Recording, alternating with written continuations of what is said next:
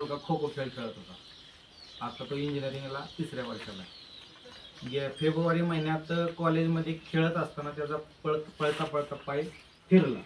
पाय फिरल्यानंतर त्याच्या पायाच्या लिगामेंटला म्हणजे गुडघ्याच्या आत जी गादी असते ती फाटली आणि त्याला चालता येत नव्हतं, बसता येत नव्हतं. पण परीक्षा 15 दिवसावर आली होती. त्यानं ते 15 दिवस तसेच काढले.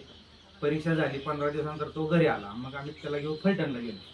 फलटणला गेल्यानंतर त्याचा MRI केला रुबी हॉलला. MRI केल्यानंतर डॉक्टर मगर यांना MRI दाखवला. MRI दाखवल्यानंतर डॉक्टर मगर म्हणले ऑपरेशन शिवाय पर्याय नाही. त्यात एक 8-10 दिवस गेले. नंतर आम्ही विचार केला पुण्याच्या डॉक्टरला दाखवू. पुण्याला मी संचेती हॉस्पिटलला गेलो, रुबी हॉस्पिटलला गेलो, सिम्बॉयसिस हॉस्पिटलला गेलो. तिथल्या 2-3 डॉक्टरांनी सांगितले की ऑपरेशन शिवाय पर्याय नाही. नंतर माघारी आलो. त्यांनी साधारण 2-2.5 लाख रुपये खर्च सांगितला. माघारी आल्यानंतर हनुमान फुरंगे सर भेटले मला. त्यांना ही परिस्थिती सांगितली. ते म्हणले की माझ्याकडे औषध आहे, चालू कर. मग त्यांनी लगेच बॉटल दिली आणि चालू केलं. चालू केल्यानंतर एक 15 दिवस मुलगा औषध घेतलं. 15 दिवसानं औषध घेतल्यानंतर थोडासा त्याला फरक एक 10-15% वाटला.